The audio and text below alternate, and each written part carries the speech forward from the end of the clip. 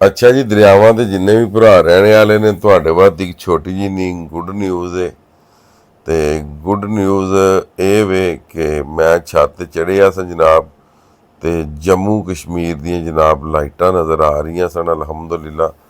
ਤੇ ਇੰਜ ਲੱਗਦਾ ਉਸ ਸਾਈਡ ਤੋਂ ਜਿਹੜਾ ਬੱਦਲਾਂ ਦਾ ਬਸੇਰਾ ਸੀ ਉਹ ਅਲਹਮਦੁਲਿਲਾ ख़त्म हो चुका है। ठीक है जी, बिस्मिल्लाहिर्रहमानिर्रहीम, अस्सलामुअलैकुम या अली हक हैदर।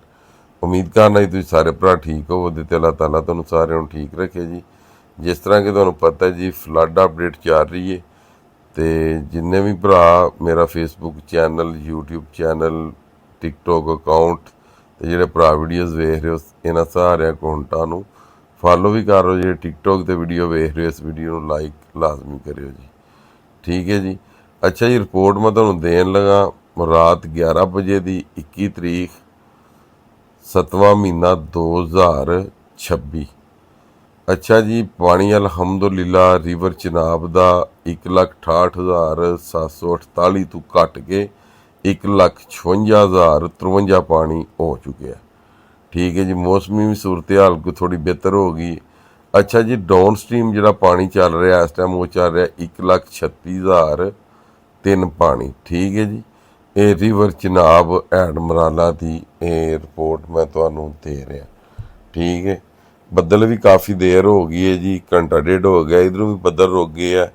नंबर 2 अलर्ट इन्हां वाकई 24 घंटिया का जोड़ा वे इन्ना जारी सारी रखिया। बाकी गल ये कि ये मेरी अज की रात की ये लास्ट वीडियो है, तो इंशाअल्लाह ताला नैक्सट वीडियो जी सुबह आवेगी, क्योंकि मैं तुहाडे सारे नाल एक वादा किया ही कि अगर पानी चढ़िया उतां गया या पानी अप होया फिर वीडियो तुहानू सारी रात होंदियां रहन दियां।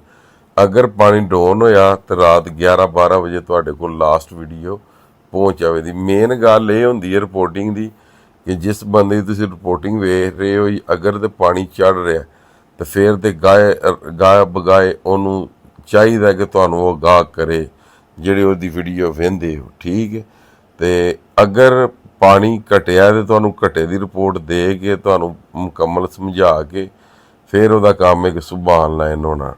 पानी अगर वधे तो तुहानू पता है कि मैं वध की रिपोर्ट देना, अगर पानी घटे तो घट की रिपोर्ट देना। बाकी सुते आ ते मरे आ बंदा तकरीबन एक बराबर ही होंदा है। ठीक है, रोज़ एक बारी जो बंदा सौंदा ना ये समझ ले कि मैं एक बारी अल्लाह ताला उन्होंने नवी जिंदगी देंदा सुबह तो उठदा। ठीक है, सुते बंदे का जनाब तुहानू पता है कि कोई हिसाब नहीं, समझ आ गई जी।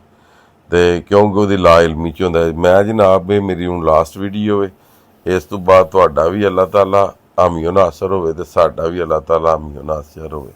ठीक है, बाकी पानी का फ्लो घट रहा, जिस तरह घट रहा ना, जिस तरह अपर कैचमेंट एरिया साफ नज़र आ रहा है, मैनूं उम्मीद है कि इंशाअल्लाह ताला जी सुबह वीडियो आएगी उहदे विच पानी इंशाअल्लाह 90-80 के करीब तरीन हो जाएगा। मीनस कि पानी घट जाएगा, जिहड़ा 1,70,000 या 1,68 चलदा सी पिया वो नीरा 70 ते नीरा 80 हो जाएगा जी। ठीक है जी, बाकी दरियावां दे रहने वाले जिन्ने भी भरा ने वो कोशिश करिया करो फिर भी कि 23-24 तरीक तक जोड़ा कि अपनी तैयार करो। बाकी अज की वीडियो तो अज का व्लॉग खत्म कर रहे हैं, मैनूं दिओ इजाजत। नैक्सट वीडियो आने तक ज़्यादा ज़्यादा अपना ख्याल रखियो, अपन खास दुआवां दे विच मैनूं याद रखियो। तो इंशाअल्लाह मिलने किसी नैक्सट वीडियो दे नाल, क्योंकि 24 तक का अलर्ट है। बेशक पानी घटे भी तो 24 तक सारे भरावां ने दरियावां का अवॉइड करना। हुण पानी रुख कर गया ऐड कादराबाद तो ऐड त्रिमू तो झंग वाली साइड तो पानी पहुँच रहा जी।